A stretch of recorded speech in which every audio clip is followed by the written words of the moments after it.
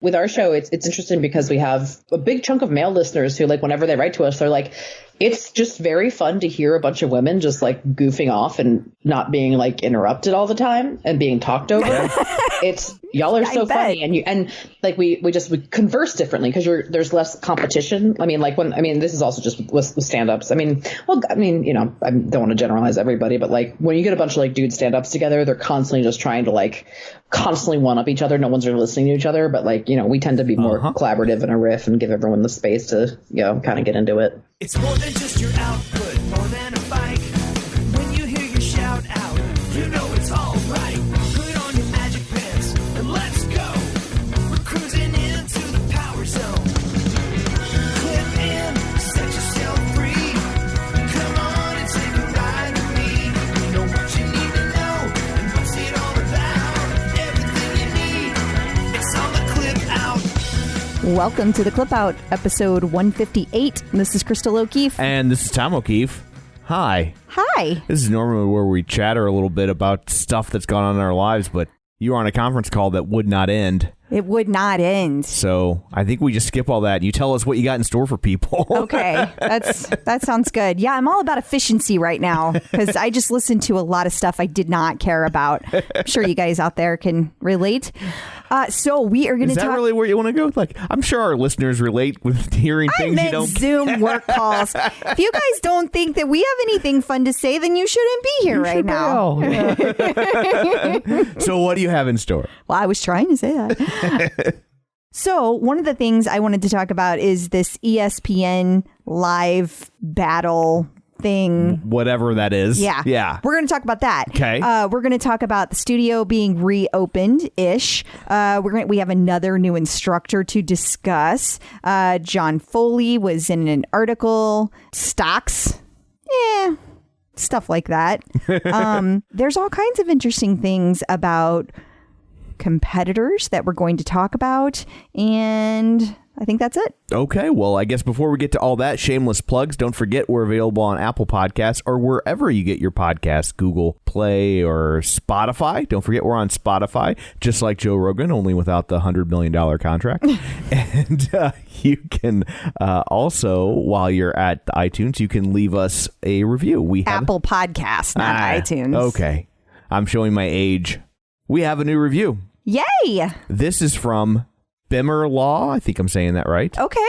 And it says, binge-worthy podcast. Yes! A great podcast about the bike that goes nowhere. Interesting to hear how the biking community have developed over time, especially before I got my bike, which was in December of 2018. Oh. It's amazing to hear the stories of the different members of the community. The interviews are always fun to the extent possible. I think there's like some of them maybe you get a little sad.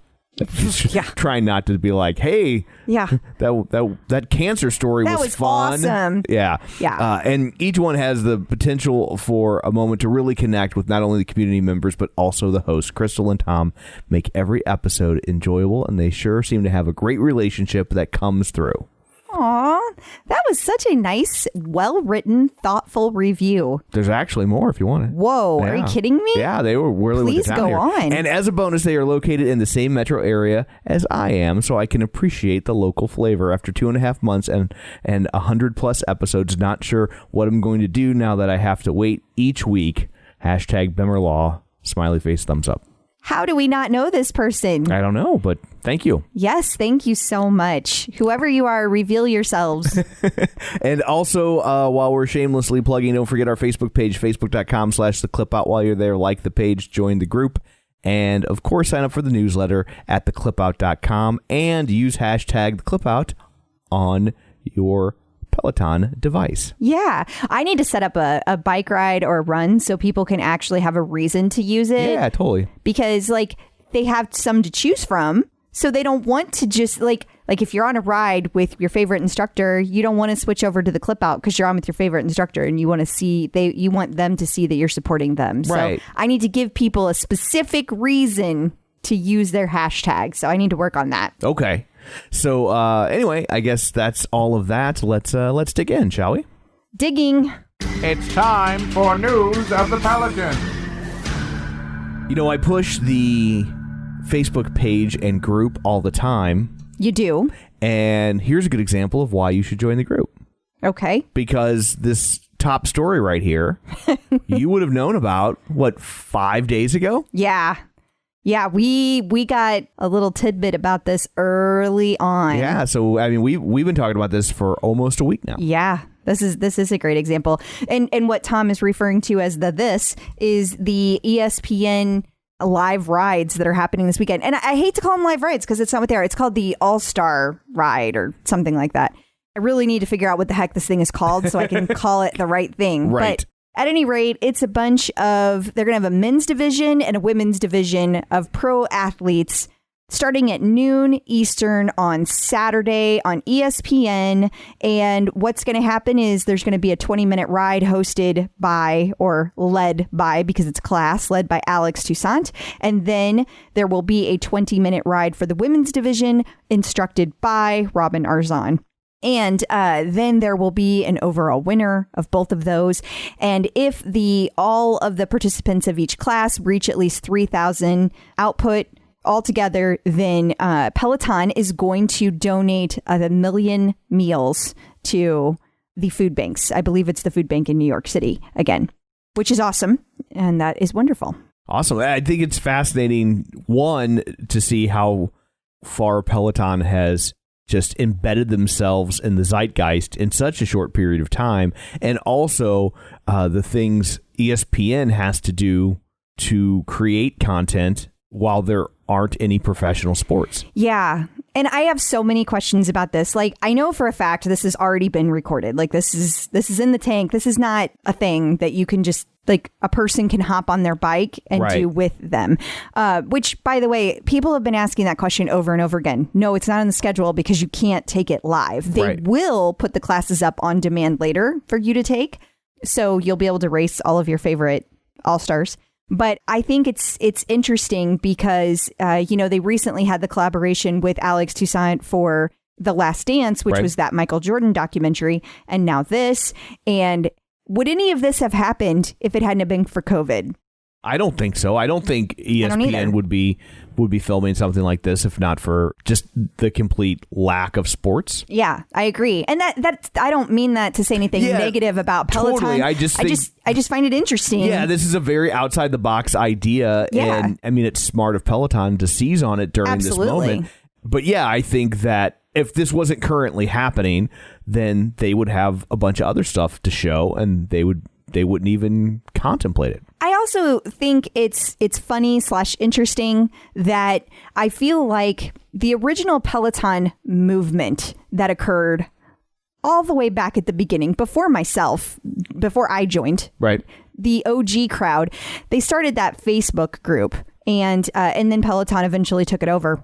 The OPP was originally started by a member, for those of you that don't know that. And I feel like this is the equivalent. This moment is the equivalent of that with the athletes, the pro athletes out there, because I know there's always been pro athletes that have used Peloton, but I feel like it's a lot more of them have been using it and a lot more of them are talking about it. It's kind of like they're all talking to each other. Yeah. Like it's become this thing within their community. Right. They have their own groups, their own text chats, their own conversations. And Peloton has had not only athletes, but celebrities using it for a long time. Yeah. But I feel like this is the first time we've really seen Peloton embrace that. I would definitely agree with that. I can remember the very first homecoming we went to, we suggested them bringing in a celebrity for that. And they were like, no, thank you. Yeah. We're not interested in that. And I'm not saying that was a bad idea or anything like that. I just think it's interesting that they feel this is the right moment to do that. To shift. Mm-hmm. Yeah. Yeah. It's just, the whole thing is just kind of fascinating that if this entire COVID thing wouldn't have happened, we wouldn't be having this on ESPN. We wouldn't be having the multitudes of new riders, runners in general joining Peloton, but especially these pro athletes. Yeah. And so there are a ton of these pro athletes, you can follow them on the leaderboard. Their leaderboard names are out there. You can easily find them just by searching because so many people have followed them. They're very open. Right. Not all of the athletes are. Yeah, some of the celebrities, they don't want to be followed, and others of them, they don't mind. Yeah. So the ones that are going to be there on Saturday, several of them have their leaderboard names published. So feel free to follow them so you can watch their journey. And again, wait for it to be up on demand and you will be able to ride along with them. So that's going to be really cool. Speaking of really cool, or at least transitioning to really cool, the studio is reopening. Yeah. For closed classes. There won't be, I don't want to say, I don't know how to say this. There won't be people there. Well, the instructors are people, so there will technically there be people. There will not be people taking the class in the studios. Right, because then you can't say, well, there won't be riders there. Well, because the instructor is riding. Right. It does get tricky. But yes, they will be filming from the studios once again. So this week was the first week that started back up again. And that's great timing since last week we had Adrian Williams start. Last night he did his premiere ride. So Tuesday night on the 26th, he did his premiere ride. Yesterday was the first day, his premiere run. Yesterday was the first day that they were filming in the studios again. So that was really cool. Gotcha. Great timing. But they're still going to continue home classes too? Yeah. And my guess is, and it is just a guess, but there are still instructors who are far enough away that they're staying at home. Gotcha. I am getting the impression that they haven't, even though some of the areas have relaxed things, not everybody has relaxed it. And it's certainly, of course, New York was the ultimate hotspot. So people who don't live close still are not going to be going in, or if they are going in, they'll have that private car service back and forth. So they will still have the option to be able to teach from home. Those who were already teaching before. I have not seen anywhere that they have said we're adding more instructors to that run or the teach from home class format. Gotcha. So the teachers who were already doing that appear to remain doing that. And also teaching in studio. Some of them will be teaching in studio. Does that make sense? Yeah, I think I got it. I think I followed it. Okay. And we had another surprise new instructor. We did. So I guess it's just the way they're doing it for the time being? Well, I mean, if you remember back to when they had quote unquote homecoming and that little speech that they did, well, it wasn't a speech, but the fireside chat thing. Cody mentioned that there was going to be a new tread instructor. There was going to be a new yoga instructor. So I knew as soon as the tread instructor came on board, the new yoga instructor was coming on board. Right. But I don't foresee this being forever how they do things. I just think that right now in the middle of COVID, this was kind of the best that they could do. Right. It was very odd how they did it again, where they just put the classes up and then did the announcement hours after that. It was really bizarre. It just feels kind of cold how people are just kind of figuring it out. But of course, our community always rises to the occasion and sends lots of welcomes. And this time we have a new yoga instructor, Dr. Chelsea Jackson Roberts. And I think that's pretty cool that she has a PhD and she's going to be teaching yoga. And I'm very curious to see her classes and experience that. And I was able to take a class with Adrian Williams. He had a run that was up on demand last week. And so between last week's episode and this week's episode, I was able to take a class with him. It was so much fun. If you have not taken a class with him, you absolutely should. He's got great energy. He's smiling the whole time. He's totally happy. Great music. I thought it was pretty diverse, but that's subjective. Right.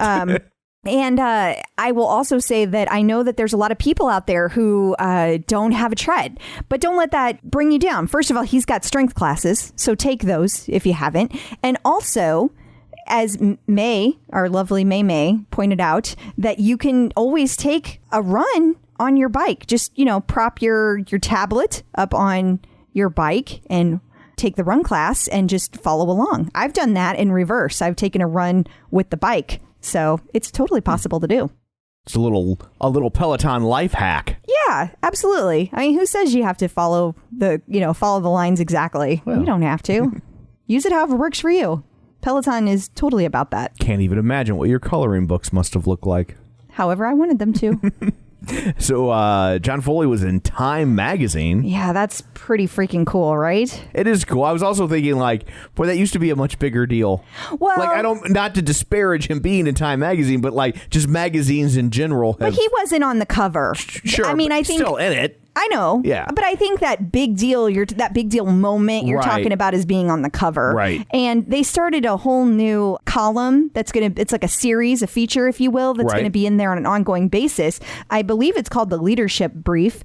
And John Foley was the very first person they chose for that. So that's quite an honor. That is pretty cool. And of course, it was just a great read. I mean, I really enjoy reading anything. Anytime he has an interview, I can hear his sincerity coming through in the way he talks. Yeah. He really gives interviews the same way he talks to you in person. And I personally appreciate that. But there was a little bit of a hint on the cheaper treads, if you will. Looks like that is a year or two in the making. So if you've been wondering, that was a big reveal there. I think that is good information, because if maybe somebody's on the fence and they're like, well, maybe I'll wait and see. Now they know that they're going to be waiting a while. So maybe it's worth it to suck it up. Absolutely. And get one now. There was lots of other interesting information in there, a lot of which we've talked about before. So I'm not going to go into it now. But this, of course, will be within our newsletter links. So if you haven't already, make sure you subscribe to the newsletter. And you can easily do that at theclipout.com. On a less exciting note, the stock was down $7 a share. Yeah, it's had a rough week.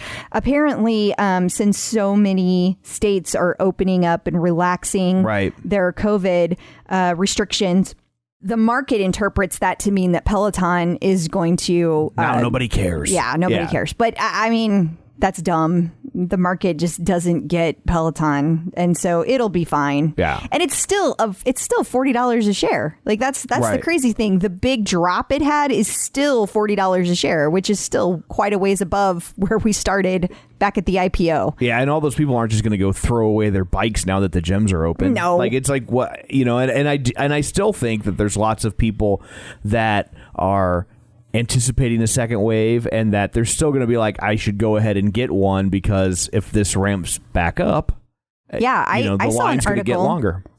I saw an article earlier this week that it was going through all the things that have changed forever in their opinion since COVID, and working out at home was one of them. Not specifically just Peloton, but in general, why would you go to a gross, disgusting gym if you don't have to? Don't get me wrong. There are people that don't have the means or the space, etc., to have Peloton in their home. But if you do, and you bought it during COVID, it's unlikely you're going to be like, I'm going to go back to the gym. Yeah. And I think a lot of people are, like I said, they want out of that world now. It's been kind of laid bare how gross it can be, even in the best of circumstances. Absolutely. I'm not sure I'll ever shake somebody's hand again. Yeah, I can see that. I can see us just completely shifting away from that. Yeah. I think maybe we should. I think maybe you just save it for hugs for people you actually know and care about, not just random people hugs. Yeah, I'd be totally cool with that. Yeah. I'm not a hugger. Oh, I know. I don't like when people just start hugging on me. I'm just like, hi. Remember that time in Atlantic City when Anna Vander... what do you call her? Vanderhoosen or something? And she came up behind you and hugged you. And I was like, what is happening? The terror on your face. Captured on film forever. Still on our refrigerator. Love that.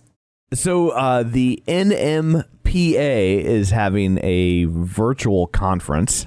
Yeah, it's in June. And somebody, Joanne, reached out to me today and let me know about this. Emma Lovewell is going to be a speaker. The interesting thing, I know NMPA, you're like, what is that? Right. Well, that is the group of publishers that sued Peloton. So we've come full circle now. Right. Which I would just like to point out. It's exactly what you said would happen. Is exactly what we said would happen. Yes. That I'm like, this is how it's going to be. Like, they want one amount of money, and Peloton wants to pay another amount of money, and they can't agree, and they're going to sue, and they're going to punch each other, and they're going to say a lot of douchey things about each other. And then at some point, there'll be a settlement, and then they'll all be friends because now they know what the deal is. Yep.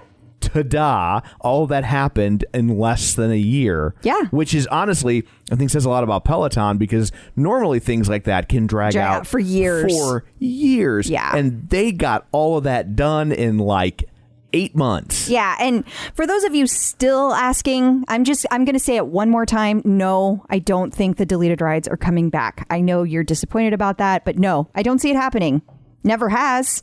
Like where they've just restored a bunch of rides. I'm not saying they won't selectively do it here and there, but I don't think you're going to see a major restoration of all of that. It seems, I think if we were going to, we'd have seen it by now. Agreed. But anyway, I agree that I find it fascinating how quickly we were on one end of the spectrum. Right. Now we're on the other. So I'm very curious what Emma will be speaking about, how that will go. Joanne says if she is able to record it, that she will, and then we'll get some gleamings of that, hopefully, and be able to share it with everyone. Business Insider had an article about the best Peloton classes according to power users. Yes, and some of our past guests and some of our members of the Clip Out were also mentioned in the article. So it was Rachel Kone, John Mills, Peter Shankman. I saw some other folks that I missed earlier on. I believe it was Christina Blair Howard, and I am totally blanking on the last person. But very exciting to be mentioned and to have all their favorite classes, class types called out like that. That's really cool. Congrats, guys. And of course, that will be included in our newsletter. So I stumbled across this article. I love when you stumble. I can just sit back and hear about it. Oh. So, did you not read it? I didn't read it. Ah, dang. I just saw the headline and sent it to you and then got distracted.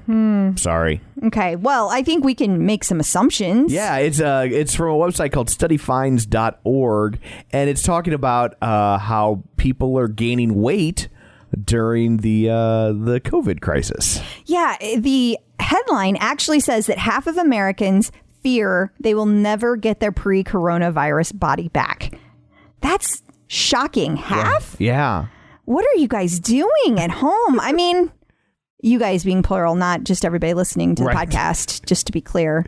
And it's like, if you fear you're never going to get your pre-coronavirus body back, like, what was it really to start with? I know. I'm like, I mean, I know it's been a while and I know it's been hard, but they're saying that the average American has put on 5 pounds since the pandemic started. You've got to be able to lose 5 pounds. Like, you can do that. Right. Like, that's what's so weird is the disparity, the idea of like, oh, I'll never get it back. And the average weight gain is 5 pounds. Well, 5 pounds seems like a pretty manageable number to recoup. I completely agree. I can't imagine. But then it also says, all in all, 64% said they feel much more unhealthy. And then they said that 64% have also turned to an in-home exercise routine. So I thought that was kind of funny. If you're wondering how are Americans attempting to stay fit these days, outdoor walk is 48%, exercise apps 46%, exercise websites 44%, streamed online classes 41%, and pre-taped workout videos 40%. And I kind of feel like you guys really need to come up with some better choices because I would have given some select options there. Yeah. What's the difference between an app and a website and a streamed class? Yeah, that seems kind of in today's world like a distinction without a difference. And I'm not sure how you can have 48%, 46%, 44%, and 41%. Like, there's a lot more than 100. You could do more than one. Okay, that's fair. You know, you could get, you know. Oh, okay. I was like, that's a lot more than 100%. Right. So over half have also bought gym equipment for their home. The most common purchase was dumbbells, 48%. Then yoga mats, a stationary bike, 41%, by the way. Chairs. What does that even mean? I don't know. They bought a chair? Bought a chair? Wait, this counts as sitting here? This counts as exercise? No, Tom. Everybody needs to get off my back. No. I excel at this. No. I'm a power user. No. Because my chair's powered? Like, I hit the button and it reclines? So I'm officially a power user. No. You're welcome. If you need any tips, I'll be starting a new podcast called The Super Sit. Well, if you'd like to read that article in detail, you can find that in the newsletter. One little thing at the very end, it says that 50% of Americans have added a multivitamin to their daily routine. But it also says 44% have started eating protein bars. Guys, if you're eating too much, stop eating the protein bars. You're just peeing it out. Yeah. But the multivitamin I'm all about. I don't know if it really helps or not, but I do know that I should do whatever I can to get nutrients in my body because I am terrible at fruits and vegetables. Me too. Yeah. Which is why I take a multivitamin. Yes. So if they don't work for me, they're not going to work for anybody. Yeah. So speaking of things that I discovered. Okay. This next thing I discovered. Okay. I came across this. Oh, yes, you did. The NordicTrack commercial. There's a new NordicTrack commercial. And if you think the bike is ripping off Peloton, wait till you see the commercial. I mean, it's bad. It is bad. It is a complete and utter carbon copy. If this was a college thesis, it would get NordicTrack expelled. Yeah. Yes, that is exactly right. You know, it's bad when a teenager is like, is that a Peloton commercial? Like, wait, what? Yeah. That's not Peloton? Yeah, I mean, that's saying a lot. Yeah. And everything about this commercial is designed to look like, I mean, it's borderline a parody of a Peloton commercial. Except it takes itself seriously. Right. That's why it can't be a parody. It just follows it note for note. And the music could be from one of their commercials, especially early on. Yeah. The scenery, the setting in which the bike is placed, all of it. The camera angles, the editing, like everything and about. And of course, the bike looks just like it. And then, and the ultimate irony is, I don't think it helps them one bit because Peloton has so established that brand identity and that look to their TV spots, right? And we know that it's been firmly established because sales are through the roof and they're spending no money on marketing. That is, you've officially established your brand, right? Yeah, absolutely. And so for them to run this commercial with the way people pay attention to commercials, which is not very much at all, right? And I think the average consumer, it's going to wash right over them and it's going to register as a Peloton commercial. Well, it's interesting you say that because I don't know if it's working or it's not working, but you could say maybe it's not because now they're using these websites with these buzzwords in them that make it look like they're a third-party site. Is NordicTrack doing that? I thought it was Echelon. It is NordicTrack now. Oh, are they doing too? Yeah, they're doing the same thing. NordicTrack and Echelon both have these third-party looking type articles that say, here's what you need to know. Here's how you can save money. The particular one I'm talking about was how you can get a Peloton study bike for cheaper. What the hell is a Peloton study bike? I mean, they had to really think about that to figure out a way to get the word Peloton in their article to get people to click on it, which is all they did. That's the only reason they did it. It's so icky. It just, I never had a problem with NordicTrack. In fact, I have said on several occasions that I felt like they were above Echelon. No more.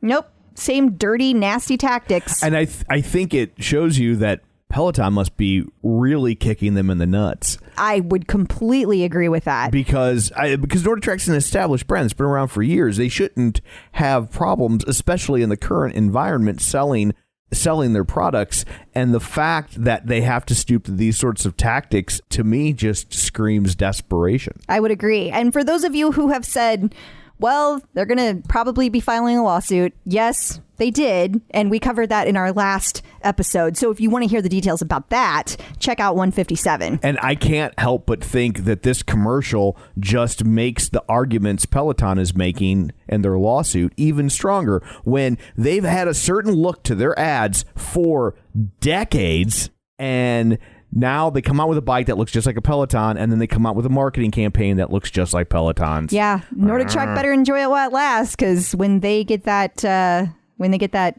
lawsuit slapped on them, when they have to actually pay up, it's not going to be pretty. It's I believe what they refer to it around the offices, what I call them Johnny Cakes. Yeah. What John? Yeah, what Foley refers to that around the office, he calls it getting flywheeled.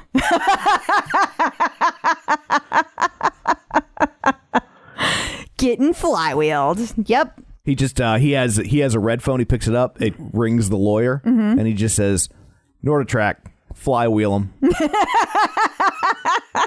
like the bat phone. Well, it'll be interesting to see how it all plays out because now there is an officially this lawsuit with Echelon and the one with Nordic Track, and I'm curious. Yeah. I think they're going to win. Esquire magazine featured a home bodyweight workout from Andy Speer. Yeah, one of our Peloton tread instructors thought you guys might be interested in that. So you can see the entire thing, and it's basically a 6-pack HIIT workout. So it's lots of core, but you don't need any equipment. So check it out. And of course, it'll be in our newsletter.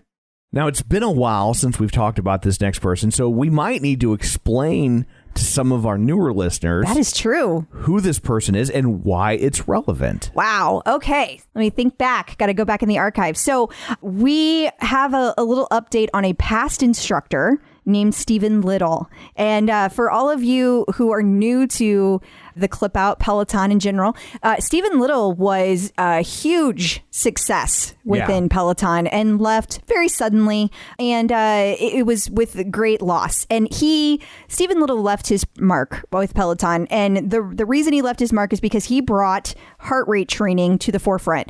Yes, Christine Diarcolet had already been doing heart rate training and continues to do heart rate training. So no offense to her, but I feel like Stephen Little really brought up the relevance. I would say when Stephen Little was really out there championing heart rate training, it was proportionally, because Peloton was much smaller at the time, but I feel like proportionally it was as big as Power Zone training is now.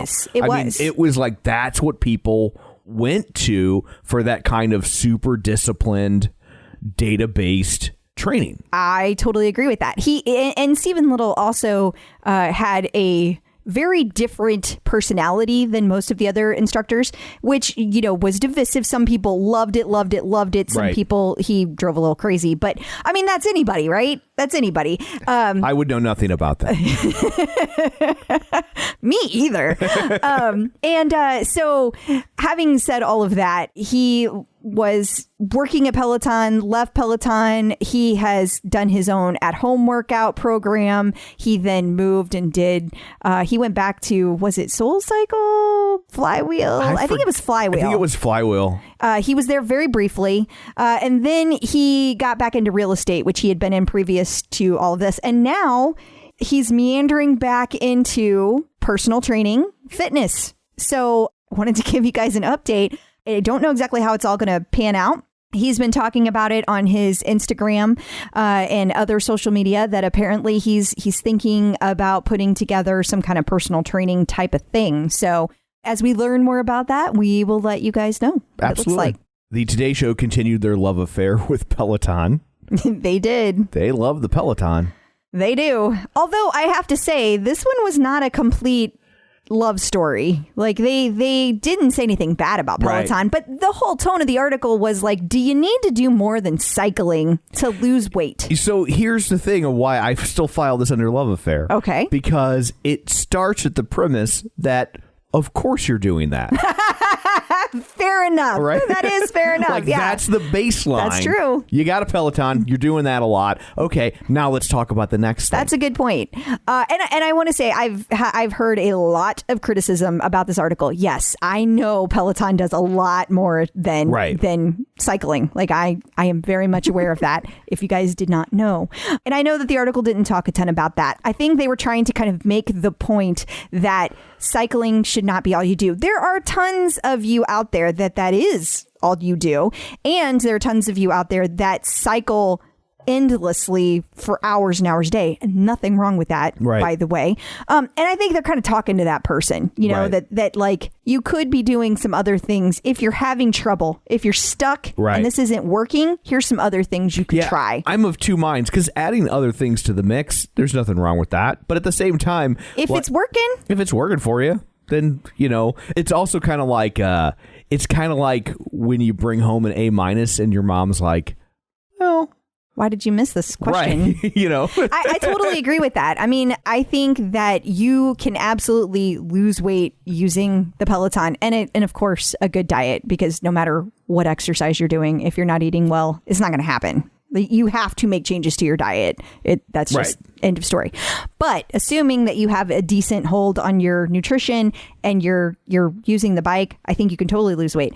If you are looking to do more than that, well, now it depends on what your goals are. If you want to be somebody who does triathlons, you're going to spend a lot of time on the bike, but you're also going to need to do some other cross training as well. If you're a person who only wants to do bike races, you're probably good just sticking with Peloton. Ultimately, it just comes down to what your goals are. Exactly. And what your time constraints are. Yeah. I feel like for me personally, I feel like I have noticed now, I understand myself better that I shift. I started being all about the bike. Then I started trying to get into triathlons and running and doing that. Loved it, by the way. Still love to run, surprisingly. But my point being that like I found different things about myself. Long distance running, I actually gain weight because there's so many calories involved that I was eating more and more and more. Then whenever I started adding in the strength training, I found I started mixing up my workouts. I don't have to exercise for 2 and 3 hours a day to get the results that I was getting before. I can simply work out 45 minutes a day. Boom. And I don't even have to do it every day. And if I do 4 days of strength and 3 days of cardio or 2 days of cardio, because that's 6 days, I'm good. That's all I need to do. Right. And I don't know that everybody gets that you're different. You know, that may not work for you. Right. That might only work for me. If you're moving and you're happy and you're healthy, count that as a win. Absolutely. Asian Heritage Month is upon us. Yes, it is. And it's almost finished. Yes. We didn't get to celebrate as much as I think the plan was. I have a feeling there were more classes planned. Sure. A bigger celebration, like more sprinkled throughout. So they kind of had to put a whole bunch in this last week. That makes sense. I mean, I get that. Absolutely. Like, it's unfortunate, but I understand. Totally. Yeah. So what do they got planned for this big last week? Well, there's a few things. One, Jim, we're going to be having Emma Lovewell is going to be on the 27th, which is today. There's going to be an 88 Rising ride. And then Anna Greenberg, also today, is going to be doing, oh gosh, I'm going to pronounce that wrong. I saw that. That's why you sent it to me. Yeah. Yeah, I saw that in the notes, and I was just like, oh, I'm going to let Crystal try and pronounce that one. She is going to be presenting a special Asian-themed yoga flow. And then Allie Love on Friday is going to be doing a BTS ride. So all kinds of fun stuff. I just don't want to say it wrong. I get it. I don't and I know so little about how to if it's Spanish. I took Spanish in high school, so I can kind of bluff my way through. Yeah, that one I can't. Yeah, it's spelled Jhene, and then the second Aiko, word I think is how you say it. Aiko, Yeah. Aiko. Yeah. So we apologize that we don't know how to say the first name. And then finally, there's a new Pride line that I guess will be live by the time this airs. Yeah. Presumably. Yes. It is supposed to launch tomorrow at some point. So on the 28th. I can't wait to see it. They really outdid themselves last year with the Pride line. I absolutely loved it. And people have been asking. I have gotten so many messages. Do you know when the new clothing line is dropping? Do you know when the new clothing line is dropping? Yes. It's the 28th. Save your money.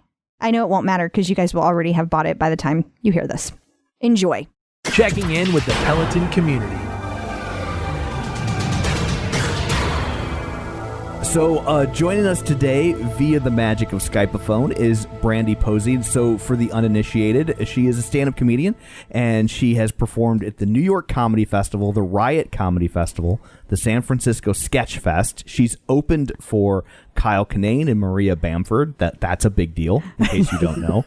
And she opened for the punk band Against Me, also a big deal. Also, it's really difficult for comedians to open for bands. That's not an easy gig. I actually had questions about that because we've had this conversation before. Totally. And she's been on MTV, E!, Comedy Central, and co-hosts the hit podcast Lady to Lady. Ladies and gentlemen, Brandie Posey. Hello. Thanks for having me, guys. It's good to be here. Oh, we're so excited that you're here.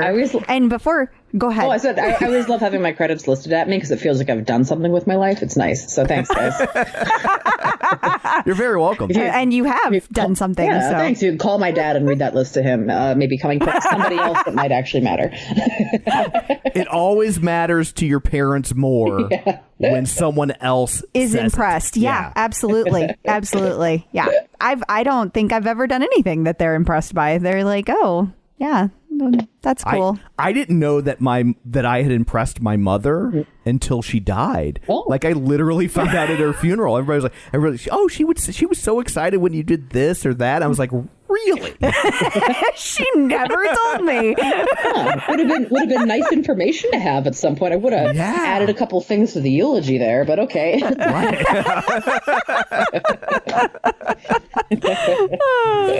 So Brandie, how did you originally find Peloton? I started hearing about Peloton through podcast ads. Can't remember exactly which show it was, but I remember kind of hearing about it and looking it up. And I live out here in LA, and I do a lot of classes like live and stuff like that, but they're so expensive. And I looked into Peloton and was like, I love a spin class, but like a spin class, like when you're in the room, can be a little bit too much spin class sometimes. And I was like, ooh, this feels like the exact right amount of positivity that I can actually handle in my life. I gotta say, like, and this is gonna sound like a very female thing to say for a guy, but I would think taking a spin class in LA would have to be a special kind of demoralizing, just because of all the little actress wannabes out there. Am I wrong? Oh, no. All the little chihuahuas running around. Yeah, no, I mean, it's definitely a thing.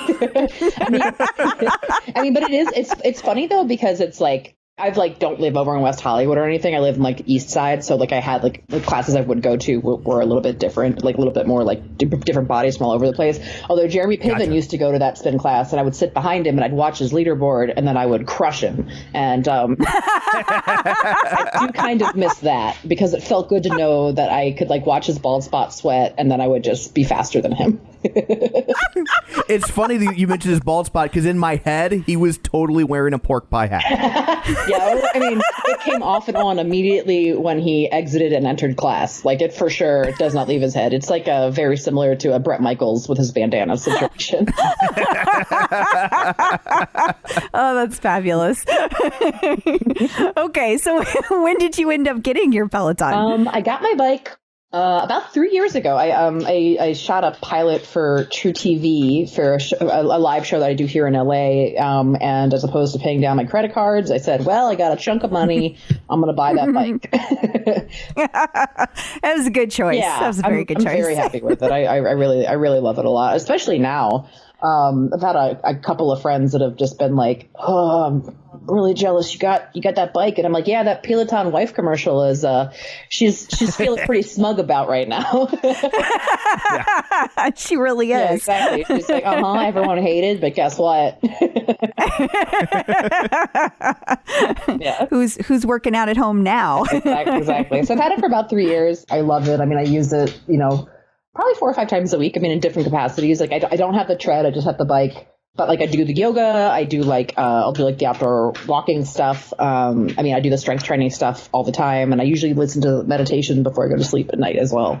Aren't those amazing? Oh, they're great. They're really great. Especially, I mean, we're, for the listener that's listening to this in the future, when there isn't a global pandemic happening. Knock on wood. Right. It's nice to kind of have like a soothing voice to fall asleep to, so I'm not just left alone with my thoughts and thinking about all of that stuff at the same time. So yeah. Do you have a voice that you enjoy more than the others? I'm so bad at most of their names. I know the spin instructors' names. Some of the other. I'm going to pull up the app on my phone while we're talking. Sorry, I didn't mean to put you on the spot. I didn't know there was going to be a quiz. Not at all. I'm horrible at like names. I'm like, I know the face. I'm bad. I know faces and I know names. It takes me a long time to get that Venn diagram to become a circle. You know what I mean? Takes a I do. Yeah. What's her name? Kristen McGee. She's really great. I like her. I like her meditation stuff quite a bit. She's fun. And Anna Greenberg as well. Yes. Yeah, I enjoy them. Pretty. That's great. Mm-hmm. That's great. I really like Ross's voice, because it's very like, it's just the right pitch that it kind of just I don't know. It's very relaxing. Yeah, definitely. Tom's looking at me funny right now. No, I'm just like, Yeah, you have no interest in meditation. Yeah, that's even though it's not exercise. Yeah, meditation is not exercise. Meditation is you actually actively sitting and then thinking about how nice your life is. There you go. Well said. Yeah, I think that's the purpose of meditation. If I have trouble falling asleep, I'll just listen to like old episodes of Larry King. And then he's out. Gotcha. Fair. Well, I guess you're also improving yourself in that way somehow. Are you, though? I mean, are any of us? Ultimately, whatever. We're all skeletons. That's true. So, obviously, being a comedian, I'm guessing there's a lot of travel involved. Oh, yeah, absolutely. Like, I'm on the road. Well, I mean, right now, but I'm on the road generally about 6 months out of the year, 5 to 6 months out of the year. So I love having the app with me because, like, I will just, I stay in a lot of hotels and I'll just go and use the gyms there. With whatever I can use there, I'll kind of work around it. It's nice to be able to like do yoga in my room or down at the gym, or like be able to just use like the free weights in the gym and have like a thing to follow along to. Like, I've never been good at just being handed like a paper and being like, just do this every other day. The video is extremely helpful for me. I totally agree. I understand. So when you're on the road, what sort of stuff are you doing? Are you doing like traditional clubs or more like festival and underground stuff, or like what's that look like? It's probably like 70% like more like underground things at this point. Like, I do a lot of like DIY tours that a lot of like small like punk venues and things like that for the most part. And then I'll do club weekends here and there. I don't have like a ton of TV credits yet, and like a lot of clubs also like. A lot of comedy clubs, the owners are like these like older dudes that I kind of feel like I always remind them of like the daughter that doesn't come home for Thanksgiving anymore. So they just don't necessarily want to book me as much as they should. That's probably, though, in all fairness, not true, because they probably lost custody of that kid years ago. That's the thing. Like, you're what my daughter probably looks like. I haven't seen her in quite a bit. So. Like, hang on a second. Where were you born? Yeah, exactly. Like, oh, no, I know my dad. Promise it's not you. Thank goodness. The question isn't do you know your dad, it's do you know your mom? Yeah. Exactly. But I play gigs and stuff all over the place. I do a lot of festivals. I also there's a tour that I do once a year called the Vagabondians Roadshow that is me emceeing a bunch of female punk musicians doing acoustic music and just doing a bunch of like Stevie Nicks covers and stuff like that. So we've done that a couple of times now, which is really, really fun too. That sounds cool. Yeah, that sounds very cool. Yeah. My day job, I book concerts. I book a mid-size arena, and we did a Stevie Nicks show once, and it was the most stressful show I think I've ever done in my life. Yes, it was. I can believe that 100%. Yeah. Like I broke out into a cold sweat when you said Stevie Nicks. I was like, oh. I needed the meditation app when that one was on sale, I'll tell you that. No, we're a much more chill version.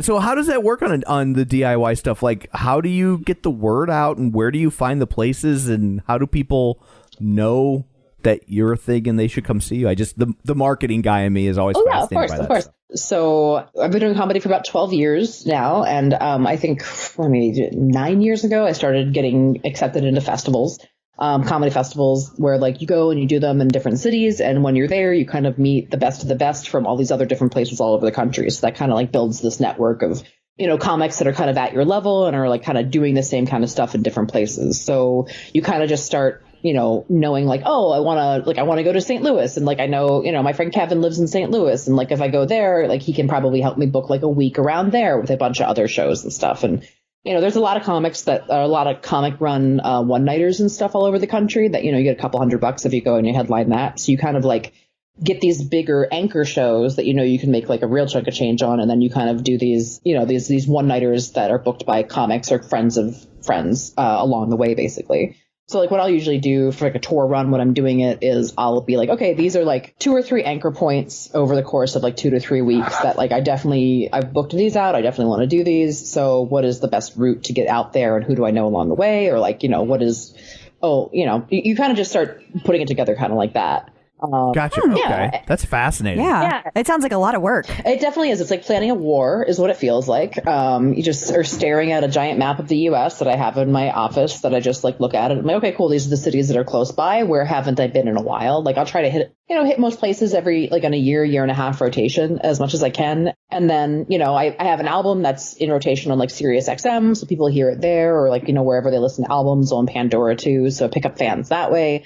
And then I have from my podcast, Lady to Lady, like, I have fans from that come out to see me through that as well. And then just like if I'm opening for people, like I'm open for like Kanane, like you said in the intro earlier, and like Kanane's fans are the best. And like they've come out to see me whenever I come back through. Like they start following me. I'm on there's an app called Bands in Town that is for touring bands. And like some comedians are on there and I use that quite a bit. So people are able to follow me and let me, get notified whenever I'm coming through. Yeah, Bands in Town is great. Yeah. I see that. Tom's mind whirling. He's like taking all this in and he's gonna... I just find this I know you do. It's kind of cross over with what I do for a living. Yeah. But like I'm also a comedy nerd. Right. And so it's like... We're checking a lot of boxes here. A lot of boxes. Yeah. Check away. So I love when people have, like Crystal's a big fan of an artist by the name of Shannon Curtis, and she's like a singer-songwriter type, and she basically completely stopped playing traditional venues and just does house concerts and just starts at one end of the country and drives and then turns around and drives back. Yep. And like, I just love it. Like, I love the fact that they figured out a way to do this outside of the system and they make a nice little living. Absolutely. Absolutely. That's great, man. Well, so speaking of that, how is COVID affecting all of that? Yeah. How is that looking for you? What does that change? Well, I mean, I'm thankful I have a podcast because that brings in money through, ads and Patreon and stuff, which is great. But, I mean, I'm off the road right now for, the foreseeable future, unfortunately. There's no way to know when to be able to start booking stuff. Like I'm supposed to be in Alaska right now, actually, for the first time. So I'm kind of bummed, missed Alaska this weekend. And then the rest of my whole April was going to be, kind of up and down the West Coast out here and kind of like going in a little bit. And, I kind of had that all booked out and it's all, kind of all been canceled. So kind of just juggling a few different things to figure out like, okay, we're cutting into savings that I wasn't expecting to. But there's like some shows have gone online to like Zoom and like Instagram Live and things like that. So I've done a couple of those and like they're fun enough, if they pay, it's okay. But I'm kind of trying to take a step back and be like, okay, let me just take a minute. Let's just write. Let's just, luckily I love my house. My dog's very happy I'm home. And I'm doing stuff like, really like pushing my album for stuff to be like, okay, cool. Like, everybody put Spotify on mute and just stream it for a week straight. I appreciate it. I would definitely appreciate that. That's great. We'll put a link to that out there for you. Yeah, absolutely. Yeah, exactly. For real. And I had like a merch for this tour that I got made specifically for it. That got like, these like stickers and pins and stuff that I made these cards that like have like a joke for my act. I like did like a zine type joke for my act with like a sticker and a pin. And if you Venmo me $10, I'll send you one of those. And I've still got a bunch of those left. So, if anybody's interested, I'll plug it at the end or whatever. But, just trying to like get bills covered and just applied for unemployment for the first time in a decade or so. So I'm like, all right. It's like, it's just this constant every day. I just kind of like go through this list of like all the things that have changed. And I keep wondering what's going to stay changed. I don't know what the end of obviously none of us knows what the end of this will look like, but I just feel like whatever it is going to be very different from where we started. Well, yeah. And I mean, with live performance specifically, it's like, it's hard at this point to imagine us quickly getting back to a place where a small room is going to have a bunch of people inside of it laughing and like letting, that's a lot of droplets coming out of your mouth when you're laughing and stuff like that, like a person yelling at you from a stage where like spit's coming out of their mouth and stuff too. It's like, oh boy. Oh, my business model is work in a pandemic. It's really a time to shine for mimes. Yeah. Exactly. Yeah. Because one, they don't talk, right? They don't talk, and they're not funny, so nobody's going to be laughing. Yeah. Like there's Absolutely. Mimes are doing. Magicians have been pretty quiet since this all started. I'm pretty suspicious of whatever's happening there.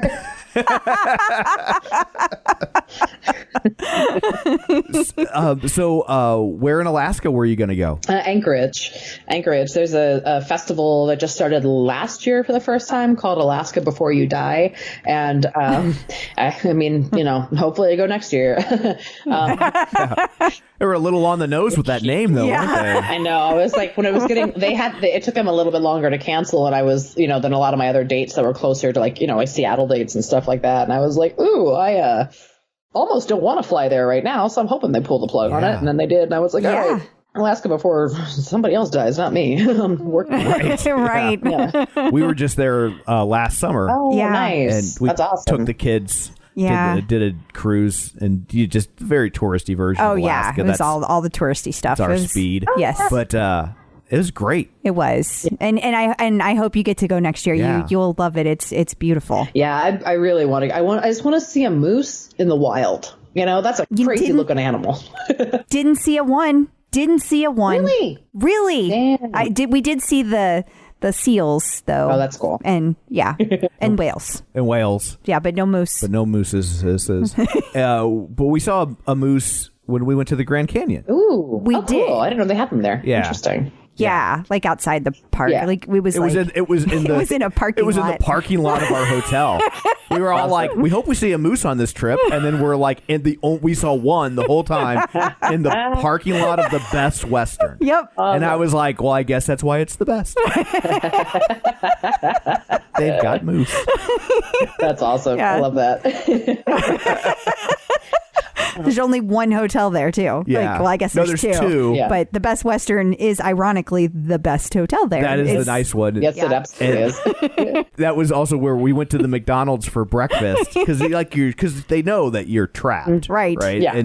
and because it was right outside of the Grand Canyon entrance, and so went to McDonald's for breakfast, and I got a coffee and an egg McMuffin for Crystal, and then each kid got 3 Hash browns and a milk, and it was $48. Whoa. I know, right? Wow. And it's still standing? I can't believe some dad hasn't burned that shit to the ground. Yeah. We were was like, like, are you kidding me? You better chew that hash brown so slow. Yeah. Oh, man. It was funny. Yeah. Like, all you can do is laugh at Yeah, that that's all point. you, really. all you can do at that point. Yeah. Like, oh my god, it was brutal. Even the kids were like, oh, I feel bad eating this. You should feel bad. Sorry. Raised you properly. You should feel awful. Oh, I have a question for you guys. On this Alaskan cruise, because most cruise ships have like big like pools and stuff on them. What does a cold weather cruise have on it that isn't like a pool and like a poop deck and all that stuff? Yeah, so all the pools were closed, Yeah. and but like they still have their sauna and all that good stuff. If you want to have, you want to enjoy the like steam and sauna and all that kind of thing, and they still have their like the spa area. Oh, okay. Got it. And then they still have the outdoor deck and everything. And we enjoyed just like sitting out on the deck and watching stuff. But it was cold enough that you would not want to consider getting in the water. Yeah. Like, it was- Okay, got it. So the pools were. I just wasn't sure if they made like a special cold weather cruise ship, like with something like a snowball fight area or something in place of it. They should. Yeah. That would be fabulous. But no, they did not do that. Gotcha. Yeah, we did a Disney one, and they normally do, because I'm a Disney nerd, and they normally do fireworks, but they can't do fireworks because Right. they might set shit on fire. Right. We're Like, too close to land right. whenever you're in Alaska. Yeah. Gotcha. You don't want to have a flaming moose. Right. So it sounds delicious. No. So they do like a Pirates of the Caribbean on most of the, like when you go to the Caribbean. But for that one, they have a Frozen night. So it's like all the Frozen characters come out and everything. It's pretty cool. Oh, very fun. I love that. Yeah. You gotta really embrace the Disney nerd though. Yeah, for sure. You do. It's always fun because there's always like stand-ups on there, and it's always fun to watch the ones that. Oh my gosh, that is hilarious because they want to say things they should not say, Right. Oh, and yeah. they'll be like, "Oh, we're on a Disney. I can't say Yeah. that." Just fun to watch watch them self-edit. It is. Yes. Yeah, I know that name for sure. There's nothing like being at a show on the road and then somebody walks in with like 5 kids and you're like, you're not supposed to be here, but Right. okay, I guess we'll just knock that 20 minutes out of the act. Yeah. I don't even understand that. I've never thought to bring my kids to a comedy show. You'd be surprised the number of people that like bring their children. I'm like, I'm not like a birthday clown. What do you think is about to happen? It's funny too because there's like all these like nightclubs that they have on the Disney cruise. Yeah. And after a certain time, it says it's for adults only. Right. But they still want it like pretty clean. Yeah, that's the weird thing because it's like, they have like 2 shows every night and they'll have like their Late show, family dirty friend. one. Yeah, they'll have like a kid set. Right. But they're still not allowed to go past a certain point. It's really, it just cracks us up. Oh yeah. The thing to do is to catch a cruise ship comic on a show that is not on a cruise ship because that's when they get to unload and it's pretty great. We'll have to do that. Yeah, it's definitely pretty fun. Yeah. I mean, those shows are always funny. The thing is that like people don't realize that there are genres of comedy, but for some reason we just always think that like all stand-up is just stand-up, and it's like, ooh, no, like just because you like one stand-up does not mean you like everybody. We're all very opinionated, and they are not the same opinions. Yeah, I know it's fun. I think Doug Stanhope has a routine about that where he's like, you wouldn't just go to the music club and say play music for me. Exactly. See, exactly. And it's like, it's very like there's such a range in comedy. It's always mystified me that people are just like, got a coupon for the club, I guess I'll go. Well, to the average person, because Tom likes comedy on on an intellectual level. He can actually see the intricacies and the work that you put into that, a joke or a bit. And like for the average person, I can't see that at all. I mean, Tom's showed me appreciation for that, but like I just thought like you guys are just naturally funny. You just get up there and like stuff just pops in your head and you just know that. And I think a lot of people think that. Oh, yeah. I think that they're like, oh, we're just going to get up in front of these people and I will be funny now. I think there's a lot of people that don't realize it's the same set, that you've honed over time and perfected. Absolutely. Yeah. A lot of people, they'll see you a second time. They're like, oh, you said that already. And I'm like, yeah, I didn't come up with a perfect metaphor off the top of my head every time. I mean, sometimes it'll just happen in conversation because, been doing it for a and minute. that's when you yell for a napkin and a pen. Yeah, exactly. Yeah. But it's so funny. I always like when you compare the word, like going back to like the idea of going to the music club, right? Yep. It's like if a band writes 3 good songs, people want to hear them for the rest of their life. Yes. But if a comedian writes 3 great jokes, people are like, that's great. More. Keep going. And don't ever say that again. That is interesting. Oh, yeah. It's a very dumb business to be in. It's very dumb. The output makes no sense whatsoever. I'm friends with a lot of musicians, and I'll go to their shows and they'll come to mine and they'll always be like, wow, it's crazy how much you have to write. And I'm like, yeah, I can't just like put out just an album every 5 years, you jerks. But speaking of that, back to the beginning, we were whenever Tom was introducing you and you've opened for bands. How is that different from opening from another comedian? Well, it's very different in the fact that the audience is prepped in a different way. So like, with musicians, you can, when we're going to a music show, the performance is not necessarily reliant upon the audience's participation. It obviously can sweeten the deal, but like it's not going to change what those songs are. Those songs are those songs.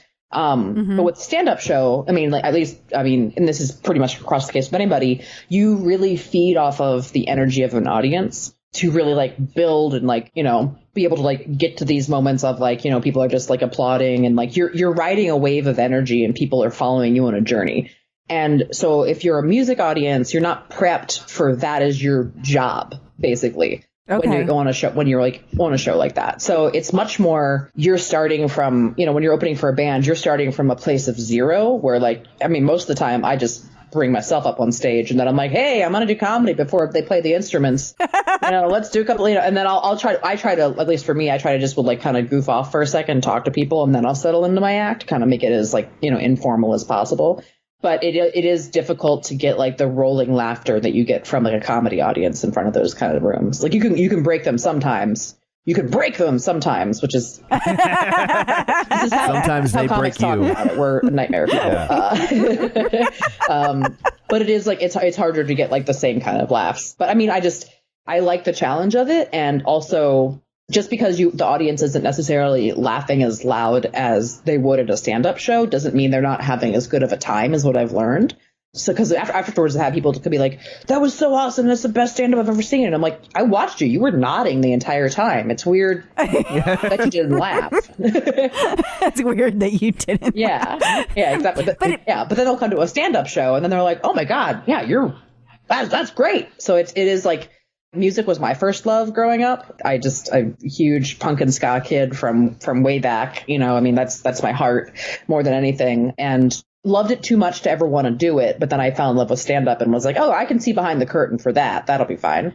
But, you know, I still kind of like dipping into that world, and it's fun. I found like a lot of my fans are also like the black hoodie crew. And I'm like, it's just nice to be like, oh, cool, you're wearing a black hoodie. You probably like me. Okay, cool. I'm like, do we have our camera on? I know. How did she know? I can just tell. See, with my kind of music. Yeah. Yep. Exactly. Little Big Fish and Less Than Jake and Buck 09. That's totally my jam. Absolutely. So, but Tom has also explained to me, and again, as a person who didn't grow up appreciating that, I didn't understand that like a small room is also very different than a big room, because the laughs aren't as intimate whenever you're in a big room. So I bet that's different from performing from in front of musicians as well. Oh yeah, absolutely. I mean, the biggest crowd that I performed to for music, when I opened for Against Me, so they're like one of my favorite bands. I love Lara Jean Grace so much. Her memoir is insane. But she had posted on Instagram, or not on Instagram, on Twitter at the time, that they were doing a secret show the next night out here in Santa Ana at this venue, and then she needed some openers. And I replied to her real quick and was, have you ever had a stand-up open for you? And she said, no, send me a tape. So then I sent her a tape, and that's the most stressful half hour of my life, is knowing that one of my favorite singers who I'd never met was like watching my stand-up wherever she was. And I was like, oh God, please think I'm funny or I'm going to kill myself. But then she was like, yeah, come on out and do half an hour. This will be awesome.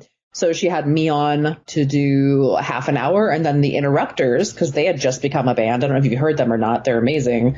And they're playing stadiums all over the place right now, which is where they were, which is crazy. They had just become a band. So it was like me, the Interrupters, and then Against Me. And it was this room that held, I think, maybe 300 or 400 people. Wow. But because they knew it was a secret show and they knew that Laura had like handpicked the openers, I think I got more trust out of the gate that I would have otherwise. Because it was like me just going up to start off to silence. And I also kind of had to like, when a room like that, you also kind of like want to like lay out your bona fides a little bit. So I kind of like started by just like being like, holy shit, Against Me is the best, right? Like kind of be like, I am one of you. You can trust what I'm going to say. Like I'm not going to. A lot of people have like a weird, they think that stand up is like people saying horrendous, horrible shit. And it's like, well, some stand up is that. Like I'm not that kind of person. Well, I guess depending on what side of the aisle you're on, you might think I say horrendous. Probably somebody that's like, oh, she's got some pretty lefty views. But yeah, so you just kind of lay it out for that, and then that half hour was, oh boy, it was really, really fun. I mean, they were a great crowd because I'm very riffy on stage too, so I'm kind of just playing off the room, and I think I had like the pants I was wearing, I had, you like Crystal, sometimes your thighs will just like blow out a part of your pants, and just was like, that's what I was wearing that night, but I didn't realize the stage was going to be so high, and I was like, hey everybody, brought my holy jeans to Against Me, and I just showed everybody like the inside of my thigh and was like, give it up for this right here. So just kind of goofing around at first, and then you can kind of launch into material from there, but bigger than that, I wouldn't necessarily want to do it. I wouldn't open for every band, but just like, certain ones that I'm like, okay, like this audience, like they get my personality, my politics pretty quickly. Like, I performed at Punk Rock Bowling before, out here in Vegas. And then I've done a fest in Gainesville a number of times as well. I'm like one of their headliners they bring in sometimes. So, it's always like, okay, yeah, you guys like, I do think that like punk and ska were like major influences just on my ethos as a comic in general, just because, you know, I'm from Baltimore originally, and I really think that like couldn't watch a lot of stand up growing up. I just didn't, you know, other than what was on TV, and I always liked it, but I didn't really see it as like a thing I wanted to do. So I kind of credit like bands like Ripping Fish and Less Than Jake as my first live stand up or live comedy shows because they were so funny. And Scott. Yeah, there's a lot of humor in ska, but they're not novelty songs. No, but they it's certainly clever. Yeah, it's like well written. Yeah. It's a very similar. And a lot of those bands too, they write from a similar place that I do with stand up. It's just our output is different, but like the heart is kind of from the same place. And then those bands, like they all tour like crazy and just, you know, do their thing. And like I, you know, kind of just made their own way. And I kind of always loved like that DIY punk ethos of just like, you know what, why would I wait for clubs to start headlining me to learn how to do 45 minutes when I can just go book a bunch of shows? And, you know, I'm young enough to stay on some couches. I mean, I've gotten a little bit older and I don't like staying on couches anymore. But when I started, I was like, yeah, I'll stay on the couch, whatever. It's fine. This guy looks like Marilyn Manson. It's fine. Now your rider clearly states a recliner. Yeah, absolutely. There's got to be some sort of lumbar support if you want me to come to your town.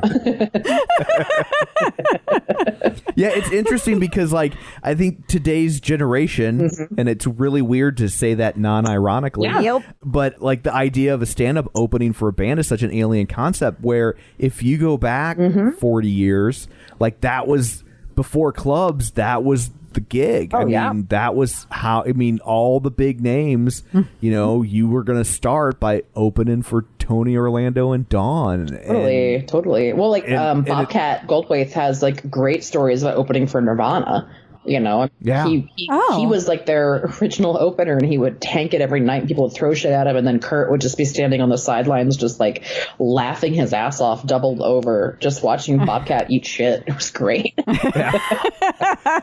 Cheech and Chong started. I forget which bands that they were, but they opened for bands a lot back then. Like that was especially that San Francisco psychedelia scene. They use comics a lot to open. It's just at some point over the years it just kind of fell off.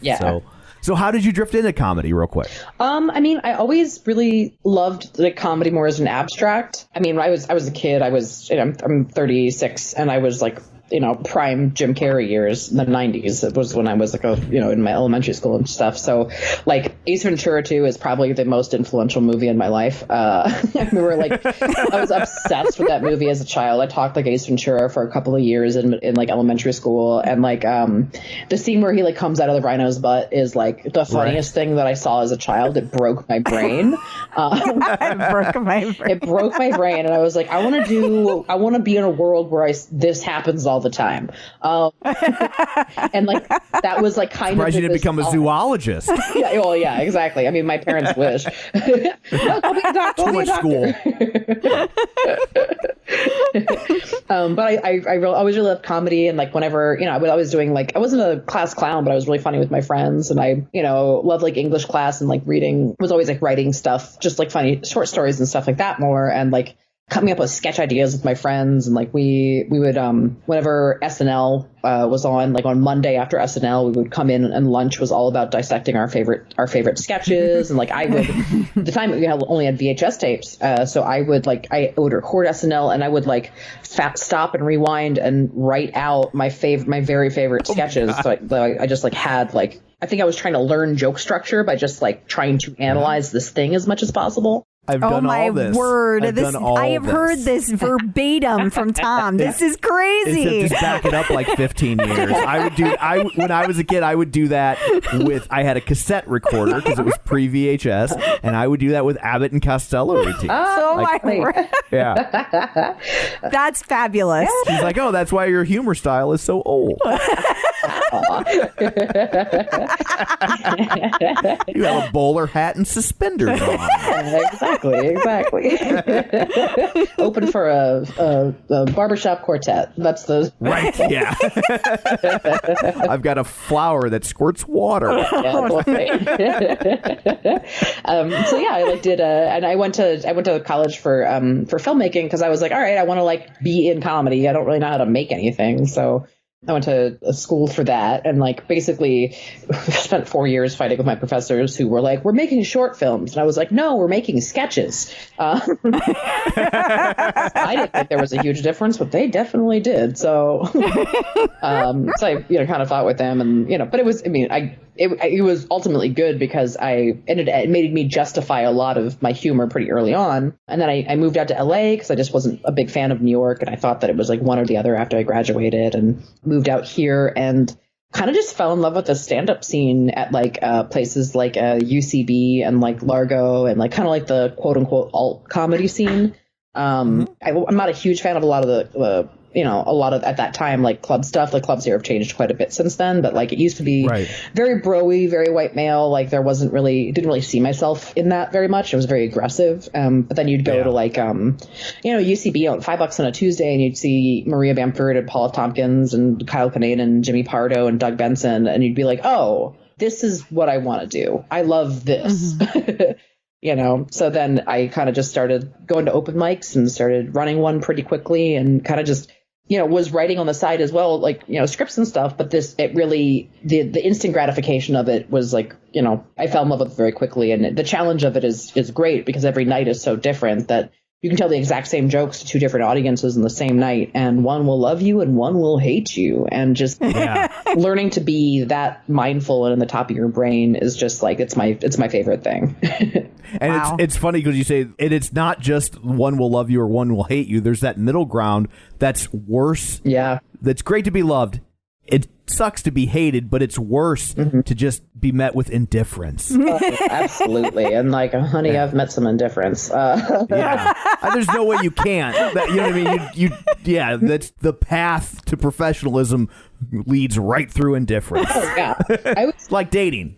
Yeah, absolutely. Well, I always say that stand-up is like, this is where I get a little woo-woo about stand-up, but like stand-up, I think, is like at its core, like the art of learning to fail as gracefully as possible.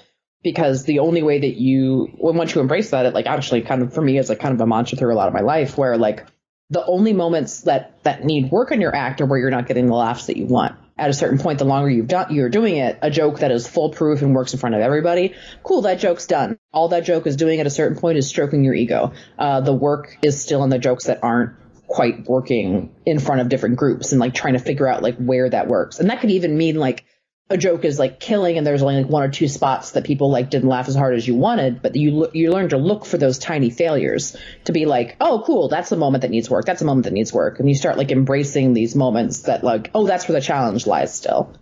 Huh. Interesting way to look at it. Very interesting way. Yeah. Huh. So, real quick before we get back into Peloton stuff, because I'll talk about this all day. Crystal's like, please don't. I'm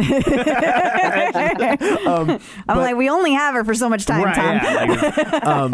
Yeah, tell us about your podcast. Okay, good. That's what I was going to ask too, so that's allowed. That's a lot. Perfect. It's called Lady to Lady. Men like it too. I just like to say that up front. People are like, it's a girl and girl podcast. And I'm like, don't Google that at work. That's a totally different thing. But it's a podcast. We've been doing it for 8.5 years now. Wow. So before podcasts were cool. Yeah. You guys were at the very beginning. Podcasts were in black and white back then. Yeah, exactly. And recorded on mimeograph.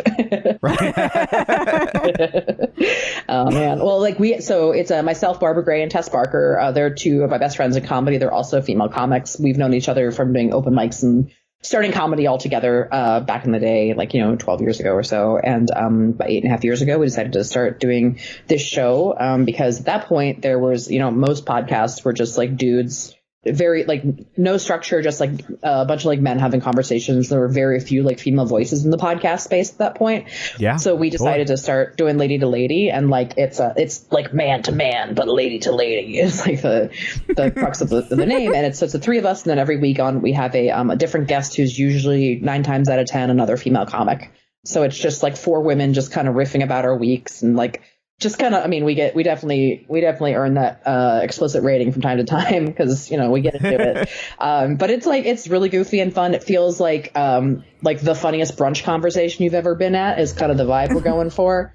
Just kind of trying to crack each other up and So the first segment is usually us just like kind of goofing off and talking about our weeks. And then we play like a game, like a sleepover type game, like Would You Rather, Never Have I Ever and stuff with guests. And then we do an advice section at the end too, because we have like listeners that write in and they're like, oh, what do I do? And like 9 times out of 10, the answer is dump him. You can rarely go wrong with that, except for you, honey. Oh, sure. Yeah. Well, it's funny as like we've aged, and a segment of like our listenership has aged as well. It's funny because it's gone from dump him to divorce him now. So we're pretty. At least the alliteration's the same. That's true. Yeah, exactly. We did a thing last year. We went to a convention. Mm-hmm. Oh, yeah. Or conference for female podcasters. Yes. Very cool. And so it was called She Podcasts, and they're like podcast consultants, but then they have like this conference where kind of like female driven podcasts can kind of network and engage and go to different sessions without kind of having to have that just performative aspect or getting mansplained to or whatnot. And so I went. Yes. Because, I don't know if you know this, but my wife is a woman. Oh. And so she was my plus one. She's how I got in. But I was like the only guy. There were like 2 other guys in the whole place. But it was a great event. Yeah. It really was. Yeah. It really was. You'd probably find it interesting because you would be a great person to speak there. Right, yes. It would be great opportunity for you if you were into that kind of thing because there's so many people starting podcasts. There's so many people who are looking for kind of a mentorship, but also just ideas. And then there's just a great vibe of like people kind of support, like lifting each other up, like yeah, absolutely. It was really good experience. Oh, that's so cool. Yeah. Nice. I love that. Yeah. We me, Babs and Tess, like we've done a couple different festivals. We've done like podcast workshops and stuff like that. And it is just like, I love being able to like help somebody get a voice, like be like, oh, cool. I can record my voice and put it out here and be a thing. I was like, yeah, no, we should all just be doing it. A lot of people are like, there's too many podcasts. And I'm like, I don't know. Like, what are you, podcast police? What a lame police. Right. We need another wacky morning zoo. Yeah, exactly. And it was funny though, because like whenever we were in one of the sessions, if I had a question, I'd have to lean over to Crystal and be like, ask them. I don't want to raise my hand. And I was like, and this is how women feel every day. Right, totally. Absolutely. It was interesting to be on the other end of that. Mm-hmm. It really was. No, absolutely. It's definitely a big thing. It's been fun too. Like with our show, it's interesting because we have a big chunk of male listeners who like whenever they write to us, they're like, it's just very fun to hear a bunch of women just like goofing off and not being like interrupted all the time and being talked over. Y'all are so funny, and we converse differently because there's less competition. I mean, this is also just with stand-ups. I don't want to generalize everybody, but like when you get a bunch of like dude stand-ups together, they're constantly just trying to like constantly one up each other. No one's really listening to each other, but like we tend to be more collaborative in a riff and give everyone the space to kind of get into it. But that is accurate. Yes. Yeah. I will I will say it on behalf of men. Yeah. Like, don't you just listen to your friends for a minute, man? Right. And that's what's so frustrating, right? Because so much of comedy, you need to listen and play off of each other. Yeah, absolutely. So, what is your leaderboard name if you're comfortable sharing it with people? Well, of course. I'm Brandazzle. BRANDAZZLE. It's also my Twitter and my Instagram. That's great. Yeah, I'm out here in these streets. Come swarm me. Figure it out.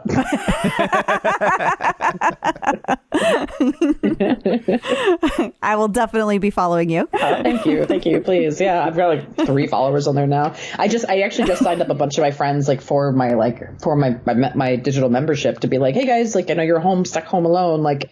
I've got unlimited people like here, like you can do something, Aw, that's so nice of you. Yeah. It's just like, I want people to be able to, dopamine and getting your adrenaline up right now is like more important than ever. It's definitely been a good mental health thing for me to be like, okay, cool. I'm just going to like get my heart pumping a little bit to like, feel a little bit of normalcy and feel like, force myself to feel a little bit happy in the middle of a global pandemic. You know what they didn't have during the Black Plague? Peloton. Yeah. Yeah. And podcasts. Yeah, and podcasts. and ventilators. Well, there's well, we there's still don't have that, unfortunately. Yeah, I was saying we don't either. So we only have about 3% more than they did. Oh, So. Yeah, unfortunately. Sorry, did I go dark? Sorry. No. So, do you have any advice for people that are just now getting their bike?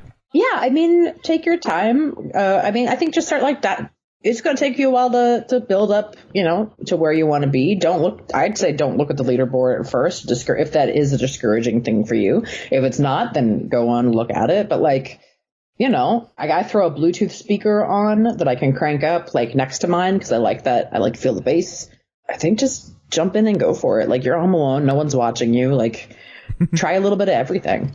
If a workout is too much and you're getting stressed out, the worst thing that happens is you just stop. Right? Yeah, that's all you have to do. Yeah, no big deal. It's good advice. There are a lot of people, though, that they're terrified to take their first live ride. It's a thing. Yeah, it's a thing. Yeah, I mean, well, now I can get it. I mean, I rarely do the live rides just because my schedule is so crazy. I feel like I love it because I can work at any time of day. It's I tend to work out in the evenings and stuff, especially now. My days are kind of full with a lot of emailing, things like that. But now it's oh, okay, cool. It's a nice way to kill a night when I should be at a comedy show. I'm all right, well, I'll just go sweat on my bike instead of on stage, I guess. Less heckling. Yeah, well, sometimes.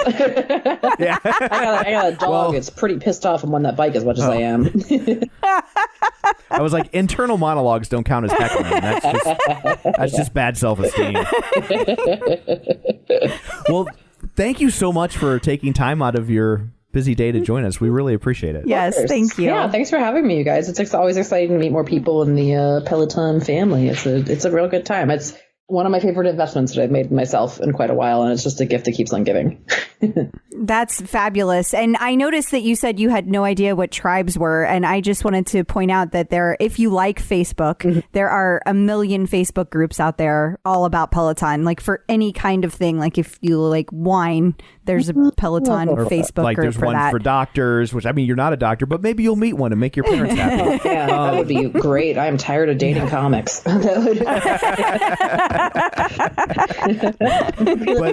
yeah, there's all sorts of different interest specific groups out there that are also Peloton groups. Yeah, or just following the instructors. They have groups for that too, and so you can do that as well if you are interested. Oh, nice. Oh, I just typed in Peloton ska into Facebook and nothing's coming up. So maybe not everything. Oh, okay. Noted. Maybe I started. Maybe I'm going to start it now. Yeah. You should. I bet you the saddest group of one person, just hey guys, but a real big fish, right? But then whenever you put it on the official Peloton page where there's 250,000 people, then your group will suddenly grow. Yes. Oh, yeah. Cool. Awesome. I love moderating a Facebook group. Nothing gets my heart going. Get some vans that clip in. Oh, yeah, absolutely. I started one as a joke maybe a year and a half ago called the Jeff Goldblum Appreciation Society, and it has thousands of members that I'm oh, well, this has just gotten out of hand now. Okay. So I don't mind. That's funny. I started a Facebook group as a joke 10 years ago, but it's got 200 people in it, and it's called Holden Caulfield is a Whiny Little Bitch. Here's the thing. Those people are truth seekers. Yes. I'm right there with them. Yeah. Absolutely. Well, again, thank you so much. This has been a blast. It has. Oh, yeah. Thanks for having me, guys. This has been awesome. And yeah, anybody that's listening, feel free to follow me on Peloton, on Twitter, on Instagram. My Brandazzle is my thing. Brandie Posey, Brandie with an I-E, Posey with an E-Y is my name. If you're on bands in town, you can follow me there. And whenever I'm allowed to tour again, I will come to your town. My shows are fun. And then also brandieposey.com is my website. And I've got some merch stuff up there. I have an album that is, it's available everywhere that you want digitally. You can listen to it, stream it. If you want to buy it, I would love it. I also have physical copies that are in cassettes because That's awesome. I always resented CDs when CDs came on the market because I was like, I gotta rebuy all my favorite stuff. I don't think so. That's just the man trying to keep you down. Exactly. So I got a CD. I got cassettes. So they have a digital download code inside as well. And then I also have like stickers and pins, like I said, that are up on my website as well. So, and then Lady to Lady is a podcast. It's very, very, very fun. Like I said, I love that a lot. And if you live in LA, I do have I did. I mean, it'll be back, hopefully. I have a monthly show called Picture This. That's comedians paired up with animators, and they draw your jokes live behind you during your set. So it kind of feels like you're dealing with the most talented heckler that you're ever going to deal with. That's fabulous. That's really cool. Oh, I love that. It's really fun. And we get like really big animation names. Like we had like Pendleton Ward's done it from Adventure Time. Like the creator of Hey Arnold is like in our stable all the time. Like it's cool. A blast. So that's great. And if you would send me the link, any of your links that you want, then I will make sure they get included on whenever we do the podcast episode. It'll be all ingrained within the blog. Oh, perfect. Yes, that would be great. Yeah, I'll email you back everything later today. And then let us know if you ever get close to St. Louis. Yes. I will. I've played St. Louis a couple of times. It's been a few years, but I mean I like it. Missouri's a good time. Y'all got that? Well, y'all got that custard? Ain't too bad. Oh yeah, we do. Yeah, we do. That's good stuff. But not the pizza. Yeah, not the Emo's pizza. That's shit. No, not so much. Not so much. Well, stay safe out there and stay healthy as well. You too. I'll see you on the bike. Okay. Okay. We'll talk to you later. All right. Bye, guys. Bye. So I guess that brings another episode to a close. It does. What, pray tell, do you have in store for people next week? I am super excited about this. I say that every week. I know. But I am. I genuinely am. I love these interviews. I love meeting all these people. We're going to be talking to Joni Young next week. Joni has a Peloton and fight camp. Oh, okay. And other equipment. But she's going to be talking to us about how she takes fight camp and Peloton and puts together her workout routines. Awesome. So I'm super excited to talk to her about that. So until then, where can people find you? People can find me at facebook.com/Crystal D. O'Keefe. They can find me on Instagram and Twitter, on the bike, and of course the tread at Clip Out Crystal. And you can find me on Twitter at Roger Kubert or on Facebook at facebook.com/Tom O'Keefe. You can find the show online, facebook.com/The Clip Out. While you're there, like the page, join the group, and of course, sign up for the newsletter at theclipout.com. So that's it for this one. Thanks for tuning in, and until next time, keep pedaling and running.